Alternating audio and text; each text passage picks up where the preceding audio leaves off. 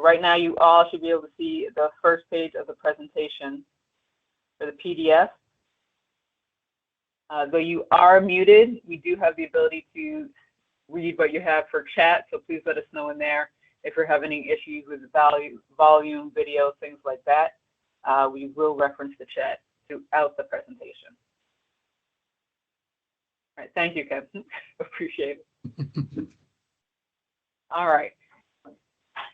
So with time going by quickly, I just want to get us started. It is 4:02. I'd like to give people a little time in this virtual world to transition between one virtual meeting to the next.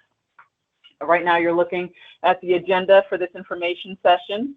As previously mentioned, hello, I'm Damali Winter, Assistant Commissioner at New York State Department of Agriculture and Markets. Here in my capacity when it comes to a lot of outreach activity, we will discuss briefly some of those resources, some expectations when it comes to information sessions in general, and then I'll leave it to you regarding the presentation for understanding New York State government with our Director of Intergovernmental Affairs, Geoff Palmer, who's joining us today. With that said, some of the resources with the Department of Agriculture and Markets are, we have lots of newsletters in general, and I know that a lot of them are flying around, but specifically when it comes to what's going on with agriculture in New York State, two viable ones are the monthly harvest, which comes out monthly. That is really focused. That's the main one for the Department of Agriculture and Markets for New York State. Provides all types of information statewide and some information that might come from other states impacting some of our activities. We also have the AGM resource. AGM is kind of like the official, we love abbreviations here in government, resource also known as Info and Opportunities. Both of these you can find on the main website for the Department of Agriculture and Markets, as are all of these web sources that I'm about to throw at you. The Great New York State Fair. We have a website specifically to know what's happening, when it's happening, all those special days. The New York State Fair is starting in August. It is right around the corner, and a lot of work is going into that. That information is available online when it comes to kind of related things with hiring and vendors and sponsorship opportunities. All that information is available online.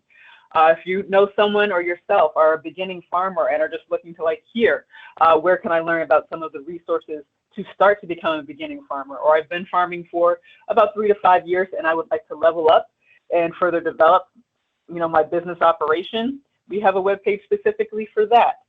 When it comes to diversity in agriculture, there is a lot of community of underrepresented and underserved persons throughout New York State.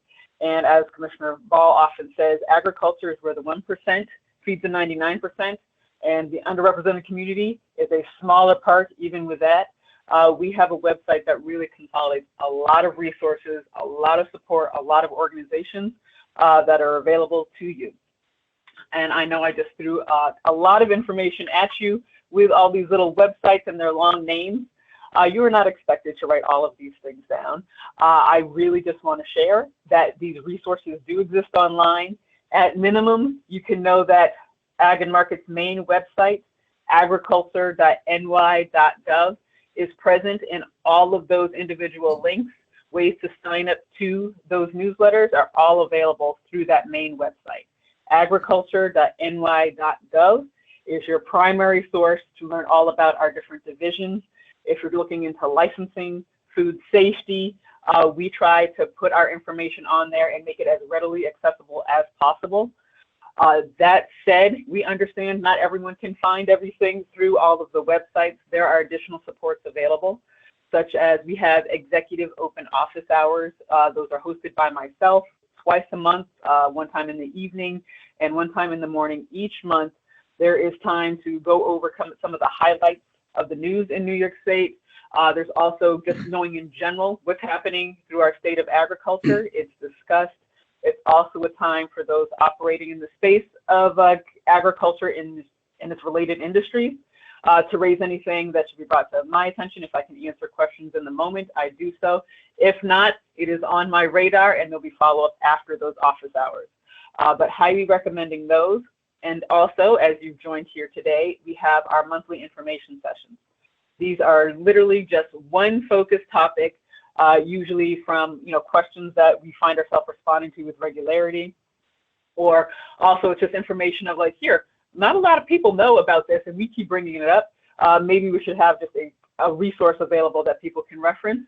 So we have these information sessions specifically, record them, add those links to our online resource so people can reference them and be able to learn more about what's going on at agriculture and markets. All of that is to let you know that we are making a very concerted effort. You can't say that you didn't know. We're doing everything in our power to share the information.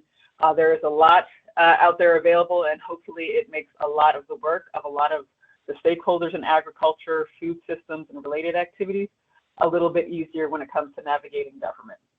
That said, also one last thing that's really important to know is we have an email address. That email address, number 5 at the very bottom, is outreach@agriculture.ny.gov. If you or someone you know is like, I'm just trying to do something, I know it's related with agriculture, I don't know who to talk to, I don't have an inn, I don't have a farm, I didn't grow up with these things, where do I start? If you know nothing else, there's that email address, outreach@agriculture.ny.gov. That's a resource to send your questions. Keep in mind, it is government. It'll take a little time. We're answering all the questions that come into New York State. But best efforts are made that email address is not a dead end. And we help you better navigate the world, which is government, to figure out your next steps for whatever you're trying to do related to agriculture and markets, or if not in our world, directing you to the right department or agency to help you with what you're trying to do. With that said, I don't want to take too much time from our presenter today. Again, that's Geoff Palmer, our Director of Intergovernmental Affairs. Our presentation today is Understanding New York State Government. The goal is he will provide some valuable information and perspective on just general New York State government activities, some insight to support the work of agriculture advocacy. The goal is to inform you guys with actionable work. You're going to hear some unique insights on the significance of the legislative session, purpose of hearings. If you don't know what a hearing is, have a better understanding of that. The role of the executive budget. We just had one end, so this is in preparation of the next one coming around, and some things that you should have in your mind now. This will aid with some policy development, impact of federal activities. There's all types of things that come into play. Geoff has been doing this for quite some time. I presented him a most unenviable task of what are the needs to know of New York State government that you can present to people that will help make their lives a little bit easier. And you have about 45 minutes to do that. So he will do his best effort for prioritizing and better understanding just New York State government, and those things that kind of seem a little bit ancillary, but are important to all of our respective work and the work of stakeholders connected with all of this activity. That said, for the most part, when it comes to questions and what have you, Geoff is just going to focus on his presentation. If you have questions, please put them in the chat. I will oversee that, and I will kind of just try to time and have those moments where I can insert a question, or we'll just hold them toward the end if he has a great flow of communication. That said, Geoff's been doing this many, many years, and I just want to stress he's the Director of Intergovernmental Affairs. That means for the Department of Agriculture and Markets, we understand government is so complicated. We have someone whose role it is to keep an eye on what's going on at the federal level, what's going on at other New York State agencies, all of that. So it's not an easy task, especially for a lot of our stakeholders, different organizations. So thank you very much for taking this time with us, Geoff, and I will leave it to you. I'm going to follow on with mine unless you want to use your slides. No, you're fine. Can I change the slides, Damali, or do you have to? I can change the slides. Just let me know when you're ready. All right.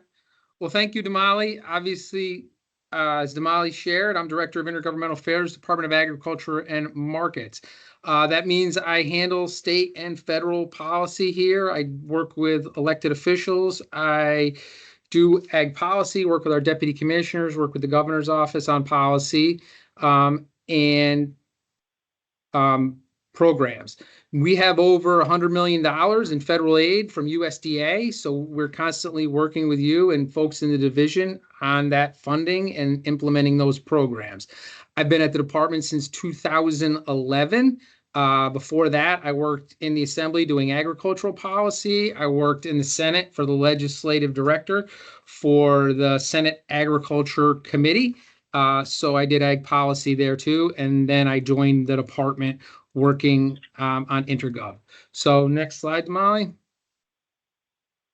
So what is New York State government? I kind of shared a little bit about what the role of Director of Intergovernmental Affairs is. We'll talk a little bit about New York State agricultural industry, where we are with that. I talked a little bit about USDA and their funding. We have regular calls, Commissioner front office with federal government, with our governor's Washington, D.C. office, and with congressional folks.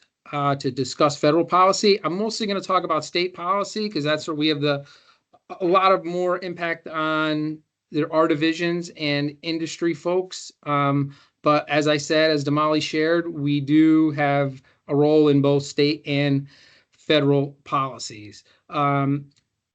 Obviously, the governor plays a major role in that. We're an executive office within that, and our Commissioner Ball, a true farmer, plays a great role in leading our agency. I can talk a little bit about opportunities for stakeholders to engage in agriculture policy. There are opportunities all throughout the year. It really never stops as far as if you want to be involved in engaging in ag policy, and we'll talk a little bit about that on the next slide. Mine. So this is the New York State budget. This is the budget execution. If you look on the division of budget, they have a citizens budget guide. If you look at the wheel on here, it kind of explains the budget process, the timing of the budget, how that all works. As you can see, there's really 4 different steps in that budget process. Step 1 is agency budget preparation. And if you look at the timing on that, June to September, that is actually, believe it or not, it sounds crazy. We just passed a budget and now we're already in the agency preparation program for next year's budget. So between June, September, and October is when agencies work on creating their budget preparation for the next year. Then if you continue to look at the slide as it goes around, you have number 2, the budget divisions review. So September, October to December is when the division of budget will look at the proposals sent forth by agencies, review them, and make amendments, edits, work with fiscal division, work with front office folks to put together the proposed budget for the governor. November to January is the governor's decision during that time. The governor's office puts their executive budget together, and that's really the first avenue for policy for industry, and is through that budget process in January. Every January, the governor puts forth their executive budget. As most of you know, the state's fiscal year begins April 1 and ends March 31. However, the budget cycle representing the time between the presentation and the final disbursement of that money is a lot longer than that. It begins 9 months earlier and lasts approximately 27 months until the New York State Comptroller honors vouchers against the previous year appropriations. That's a 27-month policy time frame for when the budget goes into place. As I said, there's a lot of information. If you're very interested in this, you can look at the Division of Budget Citizen Guide. It kind of goes through all the different stages. It talks about agency budget preparation. It talks about the Division of Budget Review, governor's decisions, then the legislative action, and then budget execution. So what is a budget bill? That's defined within the Constitution. At the time of submitting the budget to the legislature, the governor submits a bill or bills containing all the appropriations. That's our agency, every agency in the state, authorities included in the budget, and proposes legislation to amend them. As I said, that happens in January. What is an appropriation? An appropriation is an allocation of funds as defined by Section 7 of the New York State Constitution. No money shall ever be paid out of the Treasury or any funds under its management except in pursuit of the appropriations law. So in New York State, it requires an appropriation and a law to be passed in order and a budget to be approved for money to be spent by agencies and others. When is the budget due? The budget must be submitted on or before the second Tuesday, kind of complicated, the second Tuesday following the first day of the annual meeting of the legislature or before February 1 of an election year. So in an election year, if there is a new governor comes in, they are given more time to prepare their budget. So in those years, every fourth year, they get a little bit more time to present a budget. In non-election years, it's a little bit sooner. The process has moved up a little bit earlier in that process. Following the submission of the executive budget, the Constitution authorized the governor to submit technical corrections and revisions based on the latest information within a 30-day period. So occasionally there's budgets put together and, there may be a T not crossed, something may be off, and there may need to be technical amendments put forth on the proposal. That happens within 30 days. Ideally, to speed things up, they're looking at a 22-day, but there is technically 30 days for executive amendments to take place. As with the budget, any amendments are made available on the Division of Budget's website when they are submitted to the legislature. That's kind of the process for setting up the budget, and that's the first avenue for where an agency, where industry, where the public can weigh in or have impact on things. So like right now, industry could have impact by talking to agencies and, putting forth proposals that they think would be helpful to their industry, helpful to an agency, and putting those forth for consideration. That's kind of the first main section of government is the start of the budget, but that's only the first part of that. That's only the governor and the agencies proposing an executive budget. Obviously, a budget proposed by the executive is never accepted exactly as is. We have a legislature in our state, and they have a major role to play too. So go on to the next slide. So the next slide is the New York State Legislature. As we all know, we have a New York State Senate, we have a New York State Assembly in New York State, and the legislature's reviews process as part of the budget, they're required to have public hearings on the governor's budget. Public hearings are hearings set up by the Senate Finance and the Assembly Ways and Means Committee, which are responsible for coordinating each house's action on the budget. The Reform Act mandates the use of conference committees as part of this, and the two houses develop the members that will sit on this, and then they have a hearing. This past year, if you want to go back and view any of this past year's public hearings, ours was on February 7th. They had a public hearing on environmental conservation. We're included in with other agencies that are under environmental conservation. So you'd have DEC, you would have Parks, NYSERDA, Energy, and some of the others. At that hearing, it's a full public hearing that the public can watch. The public can also participate in. And they have a hearing and individuals can come and they testify before it. Commissioner Ball every year goes and testifies. All heads of agencies will go and testify before the legislature about their budget, and it's an opportunity for the legislature to ask questions about the budget. They can say, please explain this NOURISH program or any other questions they have about the budget. I would encourage folks, if you're interested in the budget, to go back and look at these hearings.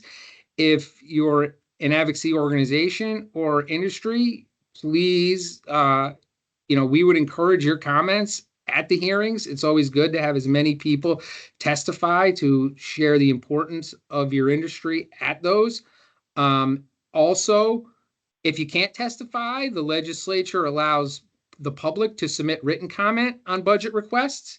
So you have the ability as an industry to submit letters from your organization to the committee. You don't have to testify. Obviously, if you're testifying in front of the legislatures, you could also get questions about, about your organization or about asks and industry requests. So that is kind of a little bit about the budget hearing process. And that's a very important process, which moves the ball forward. After the enactment of the budget, the legislature is then required to summarize its changes to the executive budget. So this summary is also presented. Well, the legislature puts out their own books. You can also, if you're interested, look at the legislature's review of the executive budget. So every year the legislature puts out 2 books. It's usually about a week after the executive budget comes out. They'll put out books that are their review of the executive budget. Within those books, they'll put out a blue book and a yellow book, and those books will review the executive budget and give their analysis of the budget. So there's another opportunity for industry folks, for agency folks, if they want to review what the legislature is saying the executive budget contains. As I said, after the enactment, the legislature is required to summarize its changes in the executive budget. This is presented in a green book. So you can get the green book that is available from the Senate or the Assembly. Those can be reviewed. The governor, after a budget's passed, is also required to revise the financial plan to reflect the executive budget. So like the original budget, any amendments, this revised plan and updates are also made on the Division of Budget's website. So you can always go and look at the Division of Budget and see any updates to the budget that are out there. Budget bills can also be looked up at numerous places. They're posted on the Assembly website, the Senate website. Folks who have LRS, the Legislative Retrieval System, they have a special link on that lists all budget bills where they have information. Next slide, Damali. So beyond the budget, New York State government simplified overview. What else is there to know? There's a lot that goes on, as you know, outside of the budget.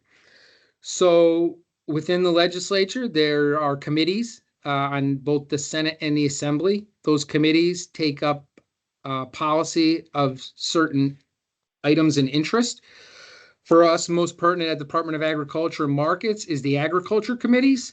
So in the Senate and the Assembly, we have agriculture committees. Assemblywoman Lepardo is chair of the Assembly Agriculture Committee. Senator Hinchey is chair of the Senate Agriculture Committee. And those committees hold meetings. They have 5 to 10 meetings per year. And within those meetings, which are in the Legislative Office Building in Albany, they will bring up bills, legislative bills, not necessarily budget bills, but individual bills before the committee to be considered to move forth in the legislature. Committee meeting, a committee is the beginning of that legislative process. So that's where bills would begin to move before they can pass on the Senate floor or the Assembly floor. They would start in an agriculture committee meetings. But obviously for bills to move forward, they will need sponsorship. Yeah, any bill that moves has to have a sponsor in either house. Both houses, ideally to get a law, you'd have to have them pass both houses. They also have one house budgets, and the legislature passes one house budgets during the budget process. There's also departmental bills. A departmental bill I'll talk a little bit about on the next slide, but a departmental bill is a bill specific to an agency. There's also a governor's program bill. Either of those are bills that the executive, either the governor or an agency, is formally putting forward on behalf of either the department or the governor to try to change a law within the state of New York. Next slide, Damali. So departmental bills, as I said, departmental bills. So aside from the budget, the department effectuates ag policy through departmental bills. So this would be a very specific bill that would go through a legislative bill that would be introduced on behalf of the department. They still need legislative sponsors. Usually we get the ag chairs, but it doesn't have to be the ag chair. It can be another member of the legislature, but they're labeled specifically as a departmental bill. Ideas for these, at least at Ag and Markets, typically come from the division. So as you'll see, this year we had 3 departmental bills introduced and 3 were passed. Those came directly from division. The first one would be a domestic animal health permit, and I see Dr. Bennett on here. The bill came from her division. We worked with her, deputy commissioner, our team, and the governor's office, and that bill was passed and in both houses. Another one of our bills is a crop loss. Sorry. Oh, yeah. I think we can answer that, Damali. You can go back one. There you go. Another bill was our crop loss determination equity for cider. So this was another bill that came to us that in regards to there was an inequity in crop loss if there was a disaster to a crop in alcohol and beverage and control law. So we worked on crafting a law that would make it equitable for any cidery in New York State, no matter if they were licensed as a cidery or licensed as a winery who produces cider. And that came from the Ag Development Division. We also have another bill that amends the Beginning Farmer Advisory Board, expands that board, adds new people to it, adds other agencies to it, and will just be beneficial for the department moving forward to get advice from the Beginning Farmer Advisory Board. So that's another way in which policy can be effectuated is through departmental bills. The governor's office typically limits them to 5 for each agency unless they are repeat bills that expire. Some bills, they have sunsets and they only go forth for a couple years and they need to be reauthorized every year. But generally we have 5 bills. So if we're in an agency and you're in a division and you have a great idea and you want to talk to your division director or a law change and say this would be great, those are worked through the division, at least at the department. They're worked through the division, then with the deputy commissioner, then with the front office, then they're presented to the governor's office. And then if the governor's office allows for the bills to be introduced, then those are shared with the legislature. Those bills typically after March 1 of every year, you can look up governor's program bills and departmental bills. They don't introduce those right away in January or February in the middle of the budget process because, as I said before, the legislature is busy doing hearings and trying to make sure they have a budget in place by April 1. So those bills can be looked up and found on WebLRS, or if you go to the Senate, you can look up bills. Those can be looked up and you can see which bills are governor's program bills, which bills are departmental bills, and you can see those. From an ag policy perspective, just internally for us, we review every other agency's proposed departmentals. So every agency shares internally departmentals that they're doing and other agencies are doing. And we have an internal process, as I said before, they would get approved by the governor's office. We can weigh in internally with DC or other agencies' bills because obviously policy is not necessarily siloed by an agency, right? We could pass a law which could impact DC. DC could propose a law that could impact us from an environmental standpoint. We could propose a bill, as I said, we passed a cider bill. We had to talk with the SLA about that, the State Liquor Authority, because it was amending alcohol and beverage control law. So we wanted to make sure we're both on the same page there. So there is a process that takes place in the fall of us reviewing all the other agencies' bills and providing comment back. And internally, we send those around to divisions, and divisions may be weighing in and saying, we have no issues with this, or this may impact us. And, so there's that whole process too. Just so you're aware, there were only 10 bills that passed both houses, and 3 of those were our departmentals. And 2 more of those bills were chapter amendments. I can tell you a little about a chapter amendment. Chapter amendments are bills that are passed probably like a second time, I guess the way I would equate it. It means the legislature passed a bill one year, and in the following year, the governor said, I will agree to this, but I want to make a slight tweak to it.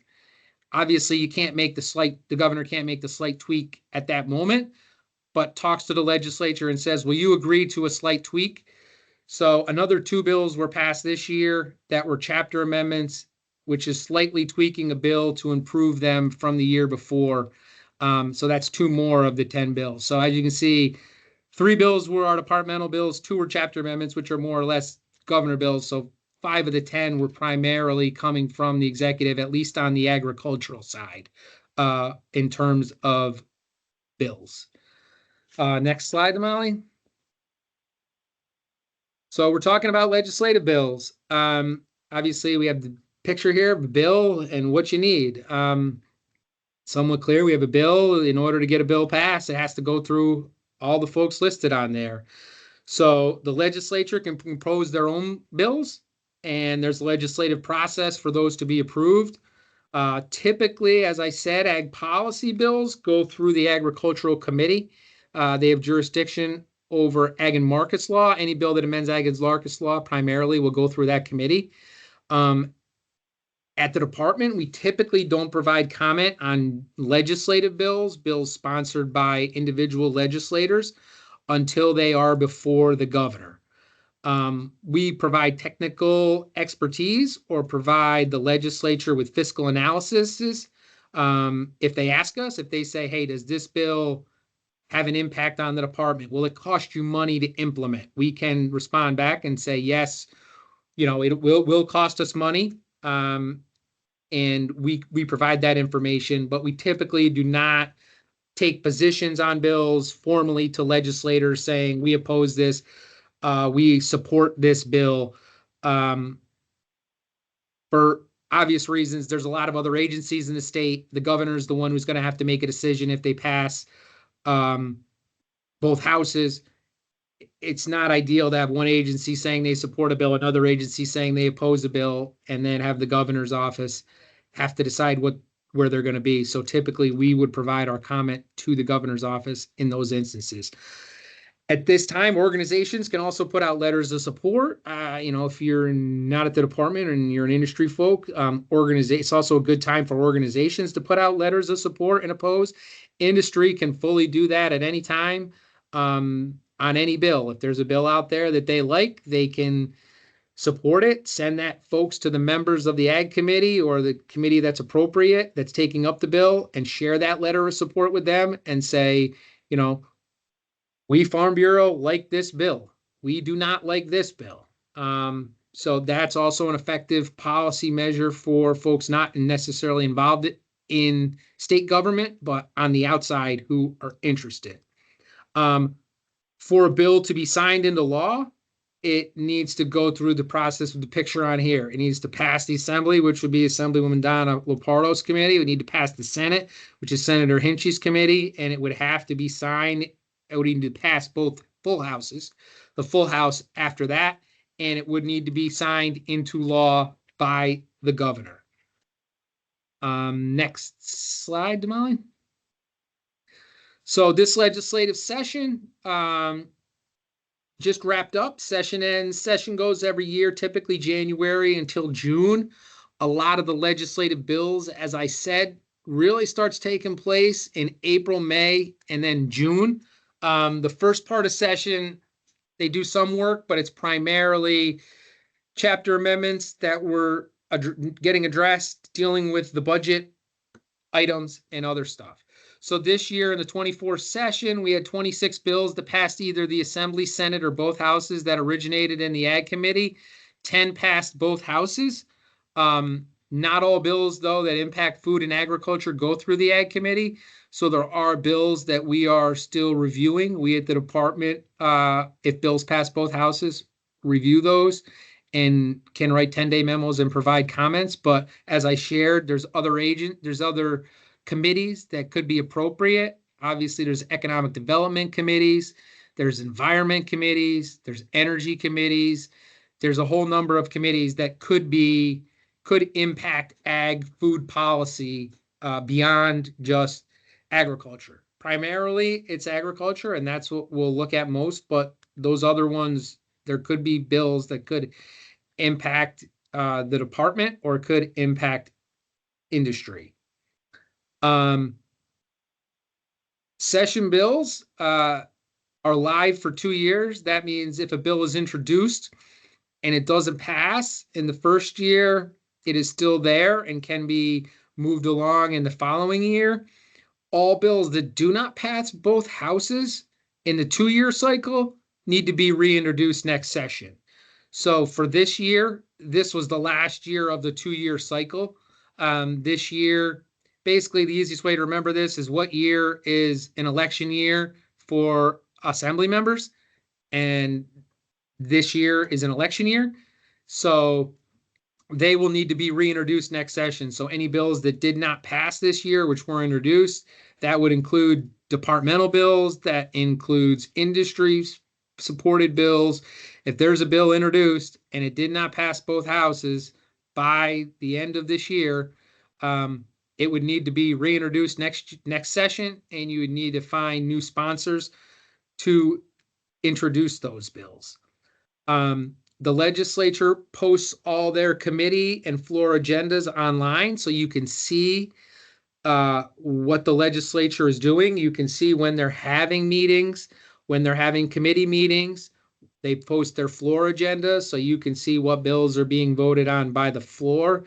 As I said, if you sign up for the Legislative Retrieval Service, that is a paid service. Most agencies have it. A lot of lobbyists have it. There are a lot of valuable resources within the Legislative Retrieval Service. That program allows you to run reports. You can search terms. You can look up bills by sections of law. You can look up all sorts of terms if you're concentrated solely on one thing. If you're interested in, strictly environment, you can put terms like that. So there is a paid system that can be helpful for folks to have, but you don't have to have a paid system to keep track of legislation. You can look up bills free on the Senate website. They have avenues there to keep track of bills, to look at bills, to see when bills have been amended, changed, where they are, where they're moving. So there are 2 avenues. As I said, there is the legislative retrieval system, which is helpful and has more bells and whistles, but it's not necessary for bill tracking. You could also just look bills up on the New York State Senate website. Next slide, Damali. So 10-day bills, as I said, bills that pass both houses. If a bill passes both houses, that bill at some point will be delivered to the governor. Those bills are typically spaced out by the governor's office and the legislature, so as not to send thousands of bills to the executive and say, you got 10 days to figure out what you're going to do on these thousands of bills. So there's typically a process of those being spaced out. But once a bill is delivered to the governor, there's a statutory requirement that there are only 10 days to sign or veto the bill. This photo here is obviously our governor, Senator Hinchey, a bunch of assembly members and senators signing the Nourish New York bill into law. So if a bill passes both houses, there's only 10 days from that point for the governor to determine if they will sign or typically veto that legislation. There's a pocket veto and other stuff, but that's primarily the avenue for that. If a bill passes both houses of the legislature, then we as an agency will typically provide our ag policy advice to the governor. And when a bill is delivered to the governor, they seek advice from everybody, right? They want to have advice from the sponsors of the bill, from people who oppose the bill, people who support the bill, each of the agencies. That's an opportunity. If a bill has been delivered, you can do it beforehand, but for industry folks to submit a letter and say, we support this bill, and here's why. That can be sent to the legislative secretary. Those can be submitted um, on behalf of an industry, on behalf of a group. The agencies do them. So that's an opportunity, another policy opportunity to weigh in and say, we don't like a piece of policy, a piece of legislation. She typically gets letters from numerous agencies, the legislative sponsors, as I said, the public, interest groups. They all weigh in if they want the governor to veto or sign a bill. On bills that change ag markets law or that have ag policy information, we typically will write a 10-day memo to the governor, or sometimes we'll share via email or conversations. We do have regular conversations with Chamber on bills that way. But by law, there's only 10 days from the time a bill is delivered to be acted on by a bill. So that's the 10-day. Next slide, Molly. So I covered a lot. I didn't get into a ton on federal stuff, but that is some of the ways in which industry, the agency, folks can impact ag policy. There's a lot of ways, as I said, through the budget process, through the legislature, through 10-day memos, through meetings with legislators. There's a lot of resources out there. As I said, the budget guide is really good. We have posted here other websites that people can visit on for New York government, for the Department of Ag, for the Citizens Budget Guide. But that's kind of, I guess, a 30,000 foot analysis as far as what goes into New York State ag policy, at least on the state level, in passing legislation, in looking at the budget and moving things forward. I guess now I'll take any questions. Are there any questions anybody has about presentation? Thank you very much, Geoff. We did have a question that came up during the chat regarding for the recording of the video, is it going to be sent to people directly? The recording will be put online on the website, again, under the Diversity Agriculture section of the department's main webpage. That's agriculture.ny.gov, which is that second bullet right now on your screen.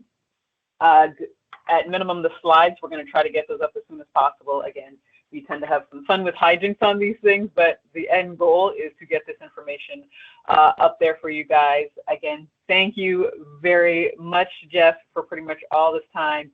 There is a lot more of information to add context to this that we just couldn't squeeze in and, have it all make sense.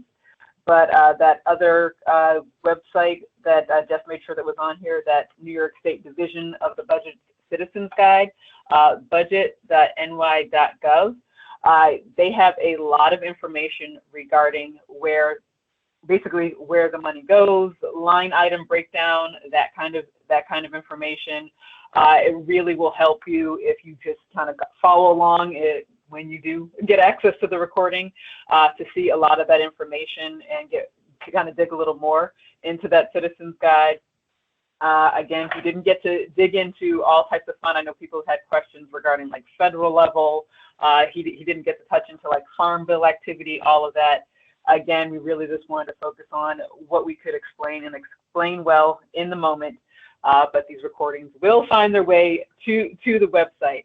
That said, we have about 10 minutes to answer any questions. Right now, you do have the ability to unmute yourselves.